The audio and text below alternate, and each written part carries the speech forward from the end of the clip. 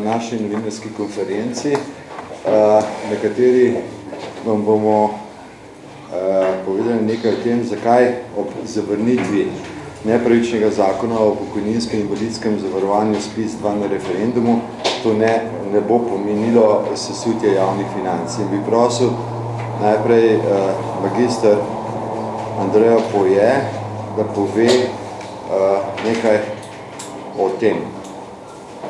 Hvala. Lepo pozdravljeni. Jaz bi začela dejansko s tem, da zadnje čase se veliko govori o javnih financah. Malo se pa pove, da je to posledica, da so te krize v javnih financ, posledica neracionalne odločitve vlade, neprilagoditve javnofinančnih odhodkov gospodarskim razmeram, da še vedno trošijo neracionalno, da so neučinkoviti pri pobiranju sredstev in da se zadolžujejo preko vseh meja. Sedanji problemi tudi izvirajo iz preteklosti, saj je v preteklosti gospodarska politika spodbujala pregrevanje gospodarstva, kljub visoki gospodarski rasti niso ustvarili proračunskih presežkov, ki bi jih sedaj se porabilo, ko je obdobje krize. Prav tako pa so z reformami na strani davkov zmanjšali javnofinančne prihodke v času pred krizo. Tako so odpravili davek na plačilno listo, cedularno so obdavčili dohodke od kapitala in znižali progresivnost pri dohodnini. In zdaj takšna politika je dejansko povečala zdajšnji javnofinančni primanjkljaj, ki bi bil drugače čisto normalna posledica gospodarske krize in upada javnofinančnih prihodkov. Če pogledamo samo leto 2009, ugotovimo, da so se prihodki proračuna glede na leto 2008 zmanjšali za 11,8%, odhodki pa so se povečali za 9,3%. Torej, ob zmanjšanju prihodkov za 11,8% so se odhodki povečali za 9,3%. Dejstvo je, da bi za takšne izdatke, da bi se jih lahko pokrivalo, bil potreben višji BDP in to kar za 5 milijard evrov. Podobno se nadaljuje še naprej, ko so zopet vodili ekspanzivno fiskalno politiko. Dejstvo je, da bi morali v času gospodarske rasti ustvariti presežke, kar ni bilo storjeno, prav tako ni bilo nič narejeno na kakovosti javnih financ, na preglednosti, kako učinkovita je javna poraba in kaj dejansko dobimo za vsak vloženi evro javnofinančnih sredstev.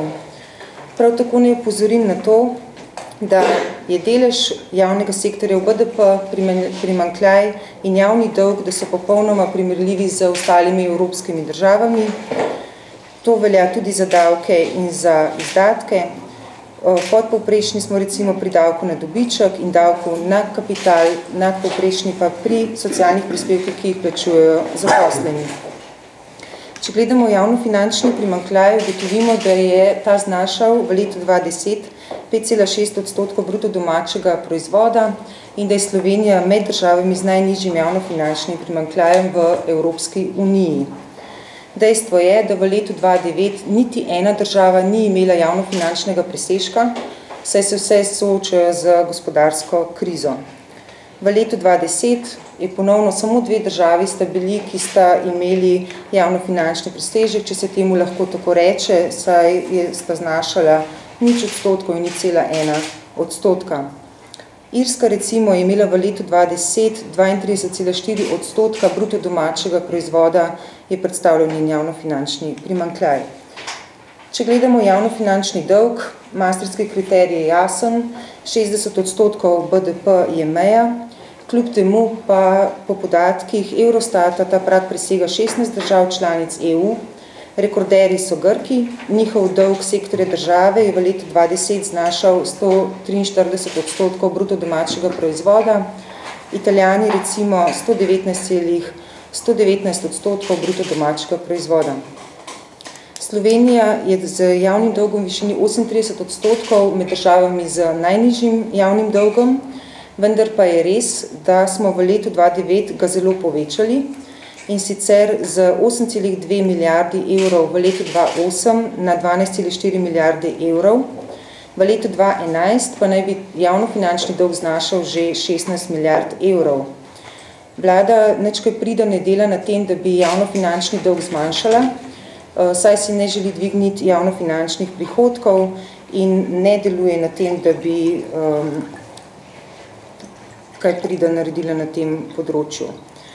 Zveza svobodnih sindikatov je že velikokrat poudarila, kje vidimo mi možnosti za nova sredstva, kje vidimo tudi možnosti, da bi se zmanjšali javnofinančni odhodki, ob tem, da, kot sem že povedala, da so ves čas vodili napačno fiskalno politiko, si sedaj želijo varčevati na najbolj ranljivem delu prebivalstva, hvalijo se s tem, koliko so privarčevali zaradi slabšega usklajevanja pokojnin, po drugi strani pa ne povedo, kam vse takoj dajo denar, ko se jih pokliče. S tem, ker vlada gradi vso svojo javnofinančno konsolidacijo le na strani odhodkov, s tem dela zelo enostransko potezo in dejansko sorazmerno bolj prizadeva ljudi z nizkimi in srednje visokimi dohodki, bremena recesije zato niso razporejena sorazmerno niti pravično, ljudje z nizkimi dohodki in srednje visokimi dohodki pa bodo dejansko nosili breme krize, medtem ko bodo te z višjimi dohodki krize niti ne bodo občutili. Velikokrat smo poudarili, da je mnogo še prostora na odhodkovni strani. Sporno se nam zdi dokapitalizacija NLB. Vemo, da bomo morali še dokapitalizirati, s tem, da nihče ni odgovarjal za napačne odločitve NLB-ja, niti za slabe poteze, ki so jih vodili v preteklosti. Hkrati dajemo garancije drugim državam, ki so v težavah, v zelo visokih milijonih evrov, prav tako pa recimo naši politiki, kljub temu, da imajo lastna vozila, še vedno najemajo svoja vozila v višini 2,5 milijonov evrov, vozijo se v tujini v višini 6,6 milijonov evrov, najemnine zakupnine so znašale 60 milijonov evrov, tudi v mednarodnih organizacijah masno plačujemo, recimo 12,3 milijona evrov v letu 2010, zato da ves čas v bistvu govorijo nam samo o tem, kako bi morali zmanjšati pravice. Na prihodkovni strani naših javnih financ so v bistvu še velike rezerve. Prvo, priporočamo državi, da izboljša pobiranje davkov. Tukaj mislim, da lahko veliko naredijo. Hkrati naj prepovedo že končno odloge odpise plačilo socialnih prispevkov. Zdaj smo zasledili v medijih javnega obveščena, da to ni nič, 204 milijone evrov ni nič.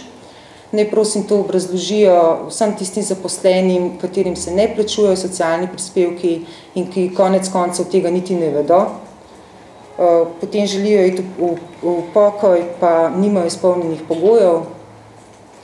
Hkrati predlagamo, da bi se povišala prispevna stopnja za delodajalce, za pokojninsko in invalidsko zavarovanje.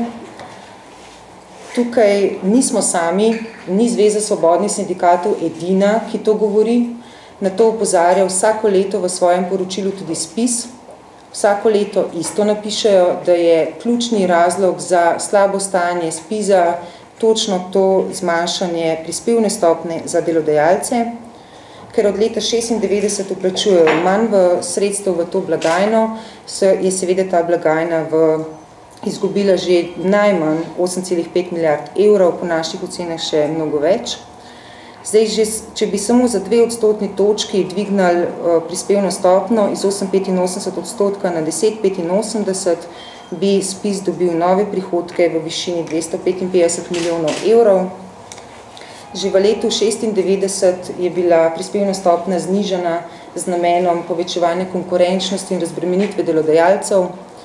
Videli smo, da so delodajalci dosegali visoke dobičke, da jim je šlo zelo dobro, vendar pa niso namenili sredstev za raziskave, za razvoj, niso odpirali novih kakovostnih delovnih mest. Ta denar se je prelival v zasebne žepe. S tem, da če gledamo v primerjavi z ostalimi državami EU, ugotovimo, da ima kar 16 držav članic EU višji delež socialnih prispevkov delodajalcev v vseh davkih, medtem ko smo zaposleni prvi med vsemi državami članicami. Velik problem v Sloveniji je tudi siva ekonomija, predstavljala naj bi 25% bruto domačega proizvoda. Že samo znižanje za 10 odstotnih točk bi prineslo zelo veliko povišanje bruto domačega proizvoda v višini najmanj 3,5 milijard evrov in pa seveda ogromno novih davkov in prispevkov v javnofinančno blagajno. Prav tako ni bilo nič narejenega na strani ustvarjanja novih delovnih mest. Število brezposelnih se vsak dan povečuje, prav tako imajo veliko težavo pri zaposlitvi tudi mladi.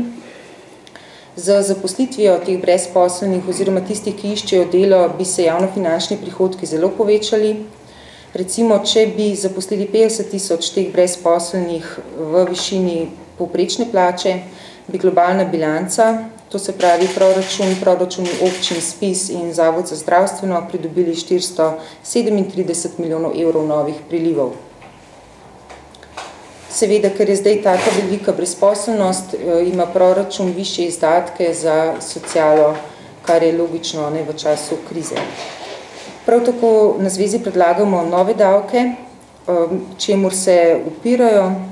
Uvedli bi novo dohodninsko stopnjo na ravni 45 oziroma 50% za tiste z najvišjimi dohodki. Moramo se zavedati, da smo v Sloveniji v bistvu z najvišjo davčno stopnjo obdavčeni že tisti z zelo nizkimi dohodki. Po obstoječi dohodninski zakonodaji je namreč z najvišjo davčno stopnjo so obdavčeni vsi dohodki, ki presegajo 15 269 evrov davčne osnove. Torej vsi te že plačajo 41% na leto. Zato bi bile na tem področju potrebne spremembe, seveda povečanje števila davčnih razredov, recimo z 3 na 5, tako kot smo že imeli, in pa zvišanje zneskov prehoda iz enega davčnega razreda v drugega. Zakaj se temu tako upirajo, je logično, saj bi s tem obdavčili sebe. Prav tako predlagamo, da bi se uvedla dodatno obdavčitev dividend. Mejo smo postavili na 1000 evrov. Ve se, da 1000 evrov dividend ne prejme vsak posameznik, ampak samo tisti res z najvišjimi položaji. Tako da želeli bi razbremeniti te z najnižjimi dohodki, to se pravi, in narediti bolj pravičnejšo situacijo. Prav tako predlagamo uvedbo davka na finančne transakcije in pa davka na nepremičnine. V zadnjem času opažamo, da se dejansko v Sloveniji nihče ne zaveda, da je za oživljanje gospodarske dejavnosti mnogo bolj pomembna zadolženost naših podjetij, da je naše povpraševanje premajhno, da so naše banke zelo zadolžene v tujini in da se tudi njihova kapitalska ustreznost zaostruje. Zdaj se je zmanjšal še razpoložljivi dohodek prebivalstva, kar pa seveda ne bo ustvarilo dodatne potrošnje oziroma dodatnega povpraševanja, s tem pa bojo tudi prihodki naših gospodarskih družb nižji, kar pa ne bo pomagalo pri izhodu iz krize in oživljanju gospodarstva. Hvala. Hvala, Andreja. Zdaj pa prosim še magistra Ladija Rožiča, izvršnega sekretarja Zveze svobodnih sindikatov Slovenije, da spregovori o tem, zakaj je zakon o pokojninskem in invalidskem zavarovanju 2 krivičen. Prosim. No, pred tem bi samo rad upozoril, da v bistvu sploh več ne gre za strokovna vprašanja, temveč gre za politiko reševanja javnih financ in v tem kontekstu nadaljevanju za politiko zastraševanja ljudi. Osnovna tema je, kaj bi pomenil padec pokojninske reforme. Po trditvah ministra Svetlika bi to pomenilo 300 milijonov dodatnih stroškov, po trditvah ministra Gasparija pa bi to pomenilo 250 milijonov evrov negativnega finančnega učinka. Zanimivo je, da se še na vladi ne morajo uskladiti od Gregorčičeve do Kotnikove, kje se zgubi 50 milijonov. Upozoril bi v nadaljevanju na samo bilanco SPIZ-a. V 4,8 milijardah evrov, kolikor so v letu 2010 znašali odhodki SPIZ-a, se skriva cela vrsta pokojnin, ki niso imele osnove v vplačenih prispevkih.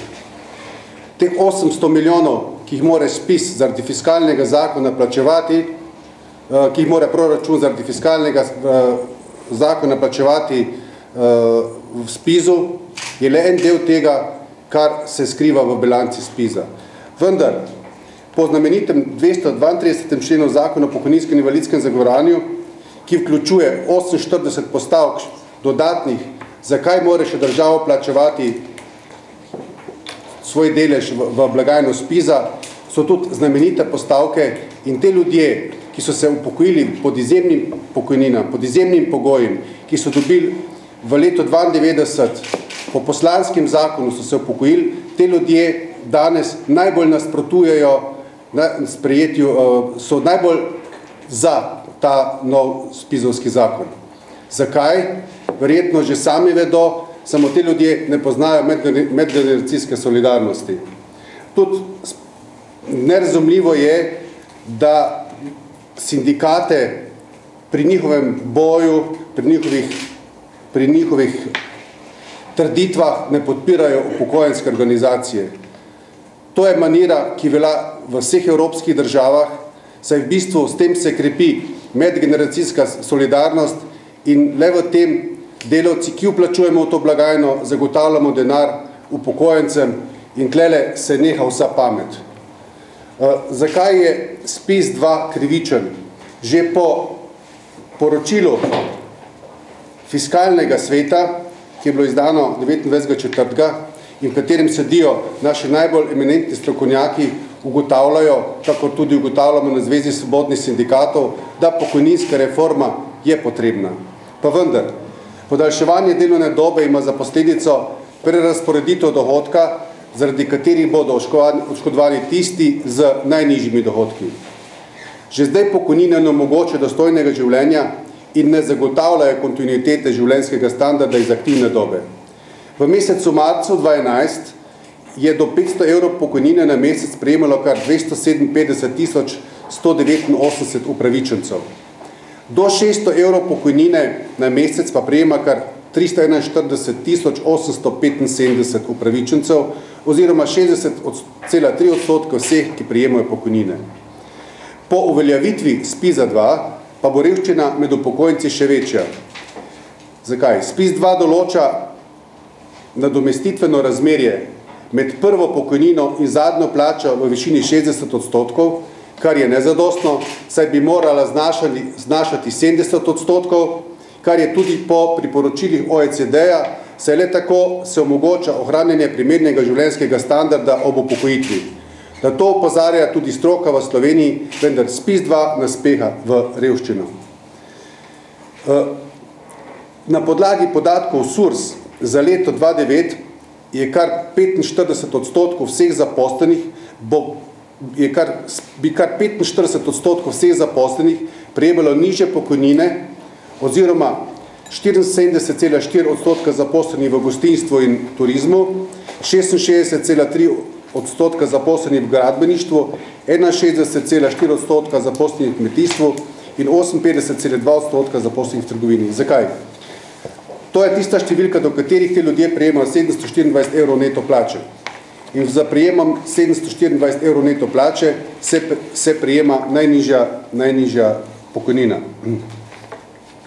Rast pokojnin pa že nekaj časa zaostaja za rastjo plač in po SPIZ-2 se bodo pokojnine do leta 2015 usklajevale z 60% rastjo plač in 40% z rastjo inflacije. Po letu 2015 pa z 70% rastjo plač in 30% rasti inflacije. In glej ga zlomka, država je sprejela interventni zakon, ker so pač sklenili, da denarja ni in da morajo tudi upokojenci nekaj prispevati za reševanje gospodarske krize, za tajkunske nakupe in je z interventnim zakonom omejila usklajevanje pokojnin in sicer pokojnine se sedaj usklajujejo le za 25% rasti plač in kar v bistvu pomeni trajno znižanje pokojnin in te pokojnine, ki so zdaj znižane, nikoli več ne bodo prišle v nek ciklus, da bi bile primerne za življenje oziroma da bi s njo ohranjali življenjsko rast. Zaradi tega spremenjenega usklajevanja pokojnin se bo razmerje med pokojninami še poslabšalo. In izračuni, ki smo jih pripravili, kaj pomeni nova pokojninska zakonodaja, jasno prikazujejo, kaj se bo dogajalo z pokojninami.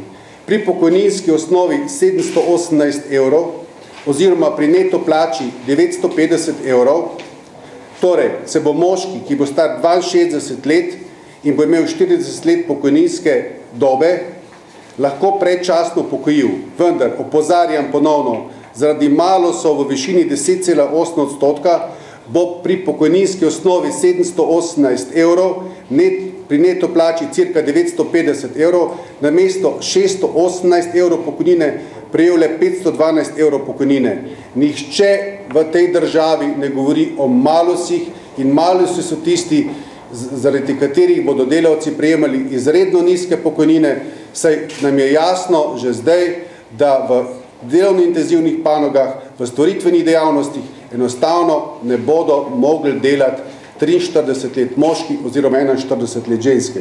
Moški, ta isti, pri 63 letih starostih in 41 letih pokojninske dobe se bo ravno tako lahko predčasno pokojil, vendar bo dobil 7,2% malosov, pri pokojninski osnovi 718 evrov in zopet podarjam pri isto neto plači 950 evrov in namesto 618 evrov pokojnine bo prejel le 556 evrov pokojnine.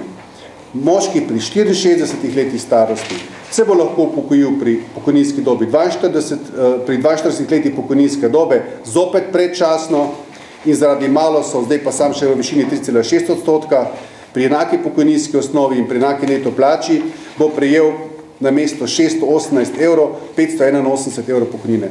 In nenazadnje, če bo hotel imeti celotno pokojnino, se bo mogel upokojiti pri 65 letih starosti, pri 43 letih pokojninske dobe in bo prejel 618 evrov pokojnine.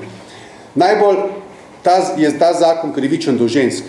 In pri tem zakonu, po vseh projekcijah, ki smo jih delali smo pa projekcije na osnovi podatkov, ki smo jih dobili iz PISA, za 50 moških in 50 žensk, glede na različne višine pokojninske osnove oziroma glede na različne višine plač, je razvidno, da ta zakon najbolj prikrajšuje ženske. In sicer, ženska pri pokojninski osnovi 560 evrov in pri neto plači 740 evrov, ki bo stara 58 let in bo imela 38 let pokojninske osnove, se ne bo mogla upokojiti.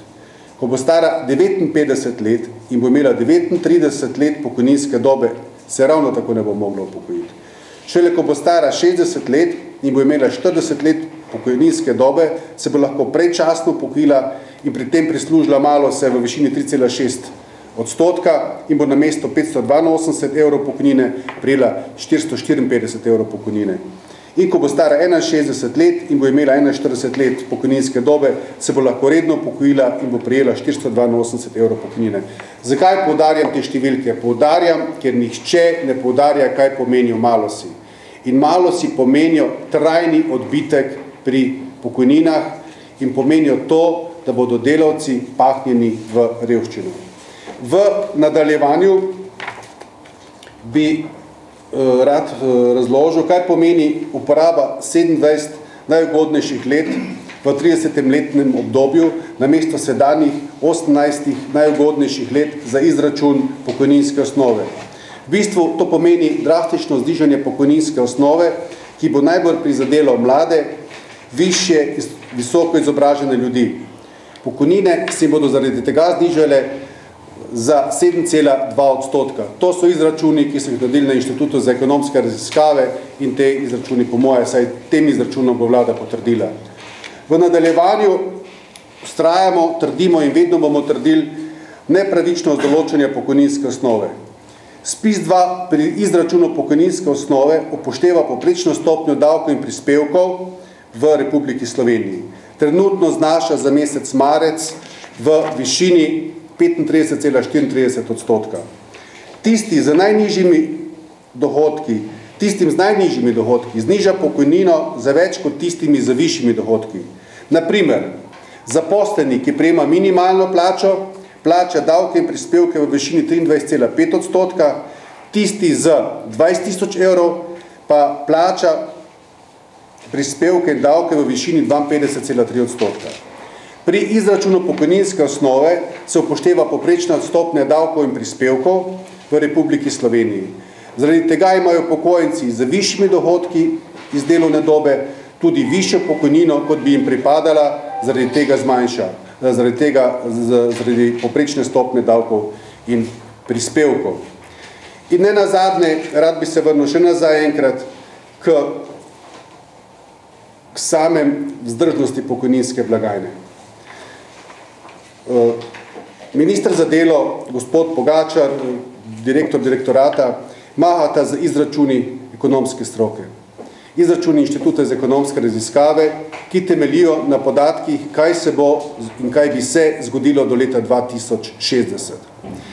Podatki, ki so podatki, ki so jih strokovnjaki dobili iz Eurostata oziroma so jim bili posredovani iz našega statističnega urada. Ti podatki v bistvu kažejo neko stanje, ki naj bi se zgodilo. Glejte, do leta 2060 je še prokleto daleč. In od leta 1918 do leta 1945 poudarja so bile 2 svetovne vojne. In samo rast plač, rast inflacije in rast GDP-ja je bila za neko manjše obdobje že 4-krat popravljena. In v bistvu te izračuni temeljijo na nekih projekcijah. In te njihove projekcije vseeno jasno kažejo, da bi povišanje upokojitvene starosti za GDP pomenile šele nekaj v letu 2019, ampak že v letu 2024 bi bilo treba sprejemati novo pokojninsko zakonodajo. Enako izračuni govorijo za skupni učinek predloga SPIS-2. In po teh njihovih izračunih do leta 2014 enostavno ne bi bilo javnofinančnih učinkov oziroma bi bili v višini cirka 30 milijonov. In ne razumem, zakaj se tako godi in zakaj ni čas, da bi se socialni partnerji za socialnim dialogom dogovorili, ampak nas minister Svetlik vse smatra za svoje študente, ki moramo za njem ponavljati tisto, kar on ponavlja, če ne pa pademo na izpitu. Hvala. Hvala lepa. Kdo kakšno vprašanje?